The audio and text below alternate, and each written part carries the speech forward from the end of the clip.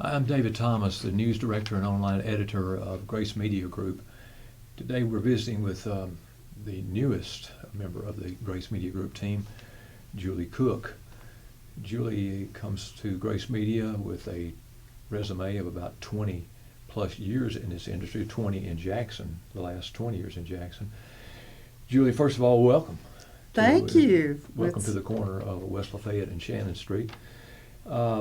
Tell us about yourself, your family, your education. There's going to be a lot of people that's going to be old hat to them. They know you. There's a lot of people in West Tennessee, not just Jackson. Well, if you stay around long enough, then people, that's about half of it right there. Yeah. I'm from Alamo, Tennessee, so I grew up, little country town, country kids running around. I, did Girl Scouts and all that fun stuff growing up.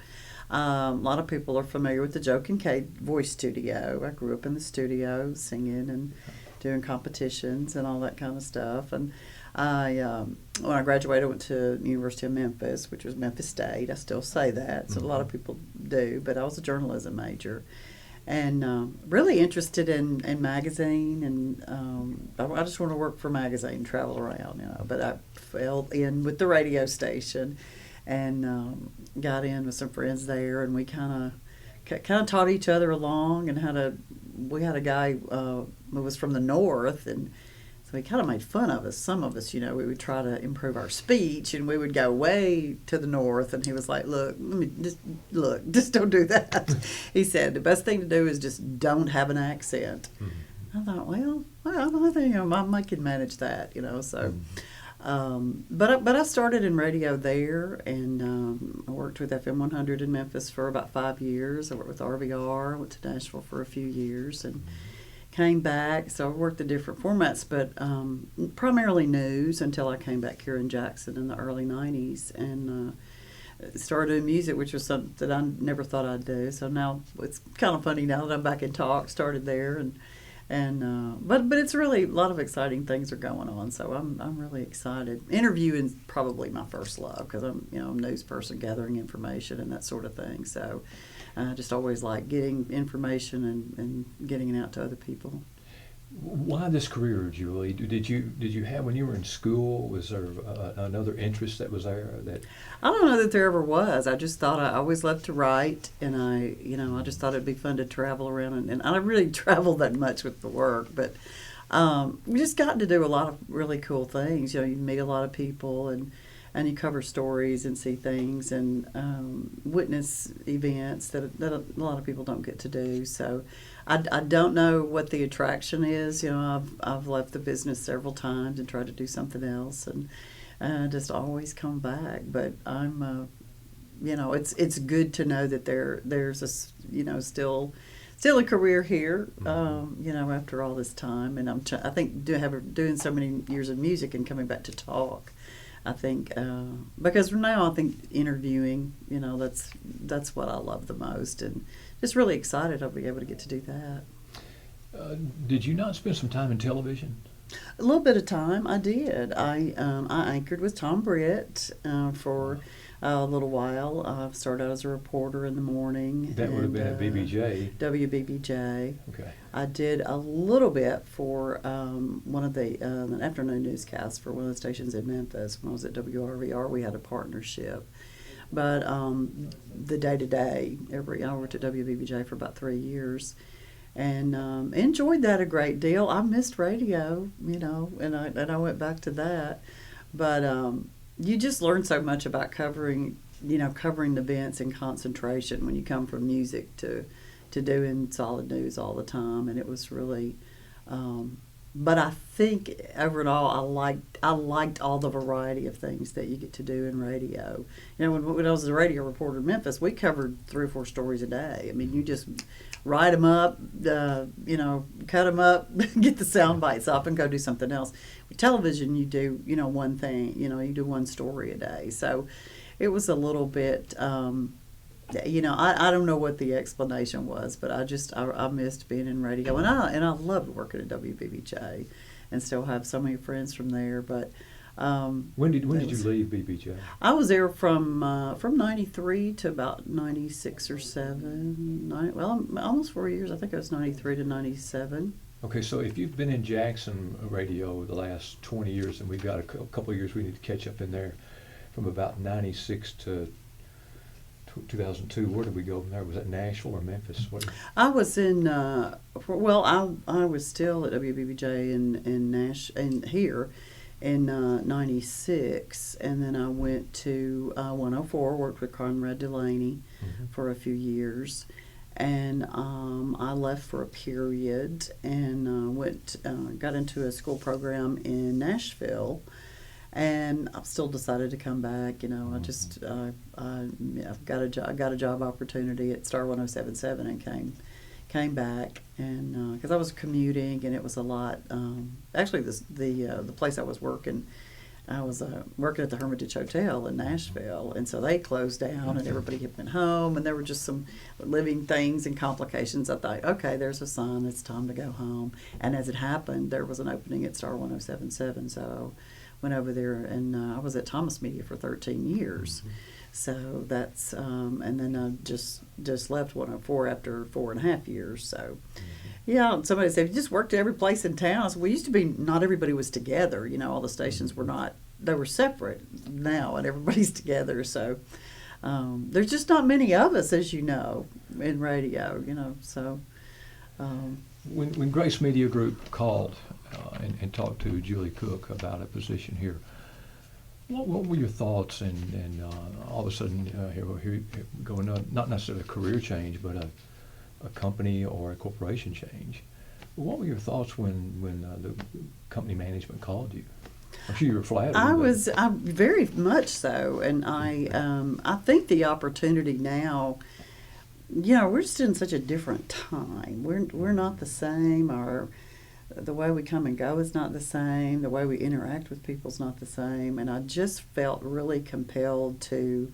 I don't know if I can't, you know, really make the world a better place, obviously, but you know, I feel like there's a lot of people that are we're kind of in the same boat, you know, with feeling things, and it's hard to get your head around. You know, is everybody having a hard? I'm just kind of having a hard time. Who else is? You know. Does that kind of explain? Not to interrupt, but does that kind of explain, in a sense, when you first started in this industry, to some of the changes that you've seen in the industry? Oh, definitely changes in the industry and the way things are done and the way. But I think really it brought it home. COVID. So I started out, you know, being a relayer of information, and that's kind of it makes you feel like you have a little bit of impact on the way, you know, helping people. And I think this was a chance. You know, it's nice to chit chat a little bit, but when you get a chance to talk with somebody a real 10, 15, 20 minutes, or have an hour show and have, you know, just you really expound more on issues that people are concerned about, not necessarily wringing their hands over, but just, you know, if you can bring a little bit of enlightenment, or if you can bring a better idea or bring some information that is helpful to somebody. And I just think being that bright spot is, you know, I just felt compelled to do it. I don't know if I could even explain it, but I thought, you know, this was an amazing opportunity, and I'm just very excited. Julie, with Grace Media, and I don't know about some of your other stops, but with us, it is, there's 3 words really that describes this station. It's local, local, and local. And what was, like for instance, what I'm driving at is that you can, something nationally is already out there by the time we talk about it or put it online. That's true. It's already out there. And I think that was, well, when you asked me, what part of the attraction was that, because, you know, working at a station with a larger coverage, you're trying to cover everybody from Martin to Selma to, and I had the opportunity at my last job. Our sister station was in Paris. And that's taking your town radio station very seriously, and I really that kind of compelled me to do that, because that's where their information is. If you've got a group of seniors that make 35 on the ACT test, I never had that problem. No, I never had that problem either. But no, that was never any concern. But I'm saying they want to hear about those the band competition winner, and they want to, and I think we need that localized. I think we need. more of the people we see every day, hearing about them on the radio and having them written up. And, small town newspapers are still active just for that reason.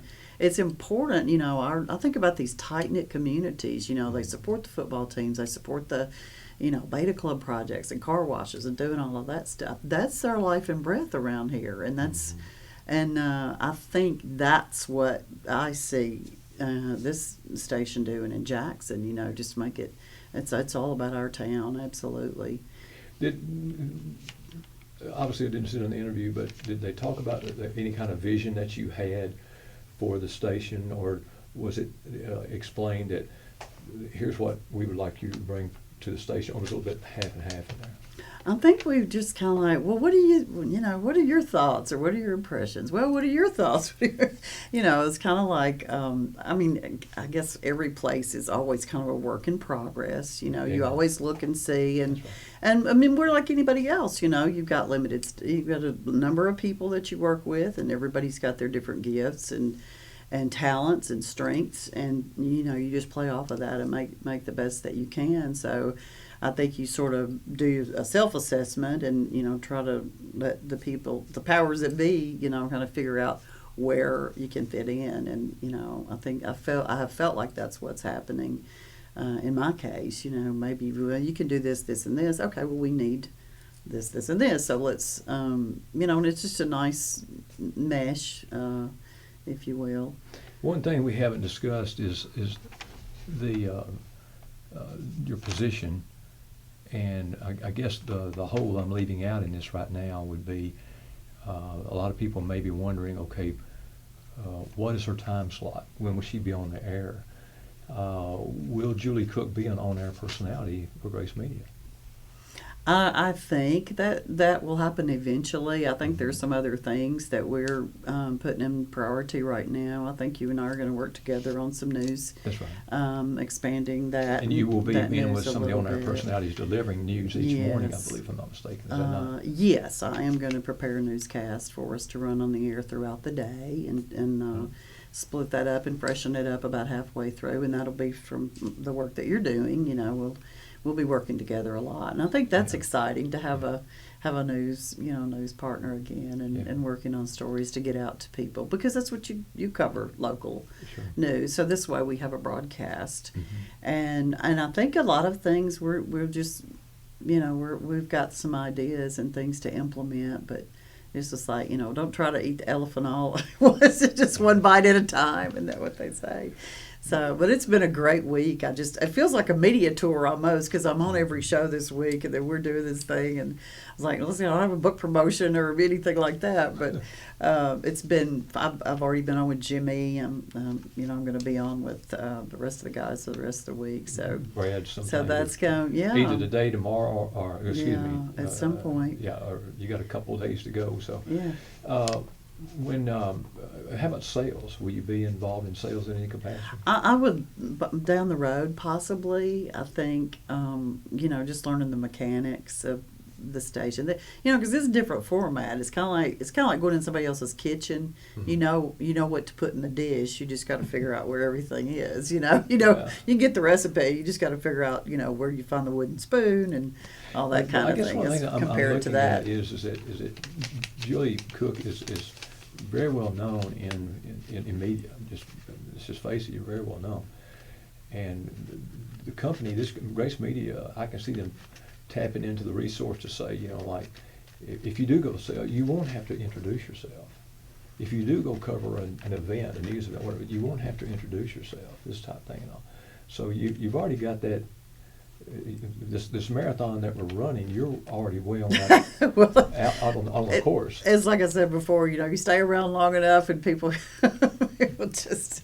So a lot of it is that, but I do. It's important to me to maintain a good deal of integrity and make positive relationships, and not just relationships for the sake of knowing people, but I do the nonprofit organizations. I've worked with so many over the years, and that's a really important part of our makeup, here in Jackson. People are, so gracious, and volunteers, and, financial resources, and attending the fundraisers and things like that. So, I think it's just that. And, people say, well, everybody in town. Well, no, I really don't. But, it just, but if anybody asks me, who can I call about something, I'll say, oh, yeah, well, call so-and-so. I don't know. Mm-hmm. It just sort of gets ingrained after a while. But it is, everything sales or any of this news partnerships, it's all about your relationships and seeing the good things that people put out, and maybe that's something that will be handed to you, or maybe somebody needs a good something you can recommend to them at some point. And so I like being a resource for that. But I think when you're putting things together and working on things together, there's just really nothing more beautiful. I love theater. That's a kind of a whole process. It's you're just building something, and things come together because of the things that people bring to the table. So I'm just really all about that. I love that. A huge change, without a doubt, that you've seen in your career has got to be social media. It has. And how did you adjust to that, and how do you see it benefiting from your end of it? You see what we do already, mm-hmm. and with the of course with what John Rawl, who is producing this page, and of course we have we're online, we have a website, this type of thing. But what's Julie Cooke's idea as far as social media for this company? Well, I think we've got a chance to, you've only got a limited time in broadcasting, and your time on the air, there's only 60 minutes in an hour. You try, for what I'm seeing that social media has added, where you don't have time for, maybe a 5-minute newscast to read details on a story that you want. You can say, you know what, you can go over to our Facebook page, you can go to our website page. Here's what's happened. Here's where you get your details. Mm-hmm. So you're telling your audience, we've got this information for you, but you don't have 5 or 10 minutes. So you're gonna go ahead and read that. That way it's in black and white. It's in front of them. And, but we're able to convey on the air. So it's a really great marriage. I think it's really enhanced broadcasting in a lot of ways. And change things, because it used to be sometimes, a long time ago, you'd have a newscast. Well, if it was the main thing going on today, it was a big enough story. Well, that was 3/4 of your newscast, or sometimes you do. But then you did, there was a time when you did a newscast every 30 minutes during the morning, and then you do one brand new every single hour all day long, and try to keep it out there that way. But this way, you can say, here's what's happened. Turn over here and get details. So I think the digital world is enhanced the relay of information a great deal as far as our stations goes and what we do. Because, and people hearing, if you're in the car or whatever, what was that, what happened? And then they know they can go home or get to a still place and read about that and go to our Facebook page and our website and get that information. So I love that blending. At last count, if I'm not mistaken, help me out on this, I'm thinking that there's like 19 radio stations in the area that's got that Jackson, Alamo, Jackson, Humboldt, you know what I'm saying? As far as the coverage area? Yeah, coverage, type thing. Mm-hmm. But at the same time, though, this station, of course, News Talk and, of course, 93.1, talk radio. Now, the companies that you've worked for and the stations that you work for, you mentioned music. Why is it that, not necessarily them, but why is it that more stations didn't go or haven't gone with a talk format in this area? Since all the things that you've said, let's talk about local and talk about news, and instead of playing a record, why would they not go? Why would more stations not be involved? I don't know. I think it's been probably in the last, I know when I was in Nashville, I remember that was when Rush Limbaugh first hit the scene. And, people were just aghast and agog and like, what is he talking? The phones rang off the wall on our AM station. It was like, this guy's a raving maniac. They thought he was so crazy. And then, well, look how that turned out for him. He did whatever right because he got his audience there. But I don't know that and familiar in this area, if we're, it's kind of a new thing when you think about it, the talk format, especially the local, because of there aren't as many small town radio stations as there were overall. So I don't know. I think you have to have a certain kind of staff. I think you have to have a different kind of staff to do that. I wonder if it's not manpower, and you haven't taken the temperature of the town. Do they want something they can play in their business? Because I guess looking at the smaller stations around, it's probably varied. I don't know what that percentage is from talk, but yeah, I see your point. I'm not really sure if you're an investor. Are you going to say, hey, you know what? I know people like classic rock, or I know people country. You could put all those records on, and you're pretty much going to get an audience. And so when you have a talk blend, it's a little bit different animal, as if you were going to make that investment. Okay, let's do this. So. I don't really know the answer to that, but I think to me talk is increasing in popularity all the time. I think people are tuning in for more information and tuning in to hear what other people think, and it just seems to be more. But as far as the smaller stations, I'm not sure. They may do a 10-minute newscast in the morning to get everybody up to speed on what's going on in the school and what's going on at the Rotary Club and things like that. But I just feel a real, we say things come back around again, but I feel a real need for people to localize and talk about things that are in their range, in their view.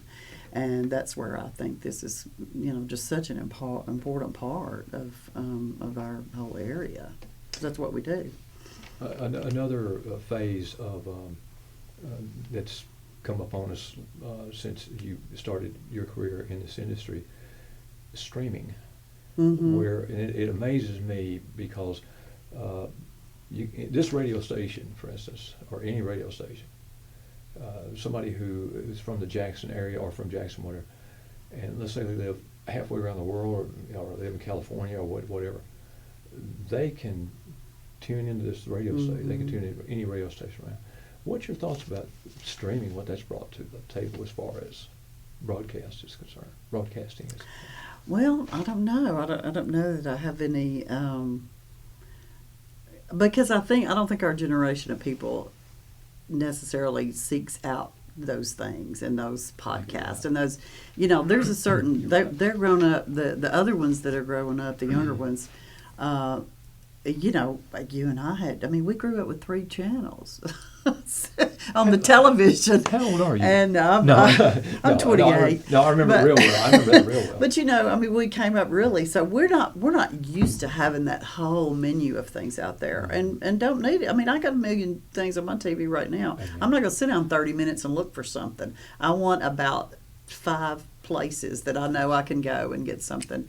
But I think that curiosity is probably up with this generation that's come up with those computers in their hands and come up with those, they're fishing out there. I think it's great, but as far as something I would do, I don't really go looking for things like that, but the younger ones do. And as far as the streaming, I remember years ago, Don Imus comes to mind, the very first one. Right. I thought, who thought to put a video camera in front of a couple of guys on the radio? How ridiculous is that? Really, the first time you ever saw it, and you just say, I'm sitting here watching 2 guys with headphones on, and it was just so odd. And now it's just completely normal, and a lot of people are going, that's where that's going, and that's great, but. I guess as far as just getting out there and finding things, that's just not anything that I've had a curiosity about doing, but I do understand how that's appealing to a lot of folks. Have you found that in your career that the things that we've talked about, be it the internet, be it streaming, satellite, did these things happen and you slid right into them before you really knew what happened? I think I didn't necessarily go kicking and screaming, but I just thought, I guess I'll figure that out soon, or it's just like. But at some point, well, when I was at WBBJ, we were switching over to computerizing all our stories. Well, we need to do this, and it was just, I was like, how am I going to do that? And then, I don't know, it seemed so hard to me because it was a change, it was a technology change. And I was like, I just want to type my stories the way I've been doing and, figure out how to put them in the computer later. But it was during that time, like the mid-90s, when everything was going to that, because you need that information stored as a reference to pull it back up. But it doesn't come easy to me, that kind of thing. So I learned to do the things that I have to use every day, and the other sometimes I struggle with. I was trying to hook up to the printer today, so I'm calling Mike, and I guess he's still in there. Mike Toles is still in there working on that, but it's a necessity, And my parents, unfortunately, are, they're not on Facebook, and they're not going to go and digital read things, and I feel bad for this group who's just. And it depends on the people a lot, but a lot of it's generational. There's a whole generation of people who are just kind of left out because you've got to switch over. You've got to do digital. You've got to, everything's inside the computer, and and it'll phase itself out eventually, but not for a while. I mean, it's there's definitely a gap in getting information, just like obituaries and things like that. That's something that we provide, but every community doesn't have that. Where they have a station to tell that. So it's just the whole flow of information over a long career has been really interesting. It's more available now, but you've still got that gap of people using technology and getting used to those different formats. They just have to phase out. But can we, or sometimes do we, let me say this, get the information out too fast, too quickly? And the reason why I ask that is because I can go to a meeting, to an event, whatever situation it might be, and I see other people in the media who are sitting there and they're either texting or tweeting that information out. Mm-hmm. Now that's the last thing I do for one main reason, and that is if some high school announces that they've got a new head football coach, and you tweet that information out, why would someone want to go online to read that story, in another 30 minutes or another hour? Because the people already know it. And it's just like, that's true, but I think people it's want to like be first to get the information out there. But you think about, very basically, when you had your, 2 or 3 news stations, you send different people to cover a story. Well, they're going to get different comments, and they're going to get different. They're going to give a different take on it. Mm-hmm. But it is strange now, because it used to be you want to be first with a story first, and there's still a certain amount of that. Yeah. But I think for our purposes, I don't know if people really keep up with where they hear information first anymore, and where our station really is, as far as putting out, its own news, the only one that does that for Jackson. Yeah. So it's not so much, getting it first. Mm-hmm. It's just that's why I think the broadcast and the digital match so well, because you can go on the air and say, guess what we just found out. Well, Dave Thomas is there, and he's going to be back in about an hour, and we'll have that. You can read that. So I think that's a great marriage like that, because you've got. But I see what you're saying. It's just it's not the same. It's not the same race as to get the story first anymore. Like it seems like it used to be. And even watching national news, there's so much of it and so much jumbled down. I mean, how do you know who has it first? Well, you don't. That's right. So it's not but if covering news, it used to be, get it on first. Mm-hmm. But that's not so much a concern anymore. I think you just want to get it to all your, get it on your website, get it on your Facebook, let the people on the air know. It's like, here's what's coming. So it's just a whole different little process of getting that information out. We've been visiting with Julie Cooke, the newest star at Grace Media Group, and we are really, really happy to have working with you. Thanks for this interview. Same to you, and I appreciate your kind comments, and it's very important to me to do a good job, and I look forward to working with you and just a whole new set of listeners. Thanks, Julie. Good talking to you. Thanks again to John Rawl for directing and producing this telecast.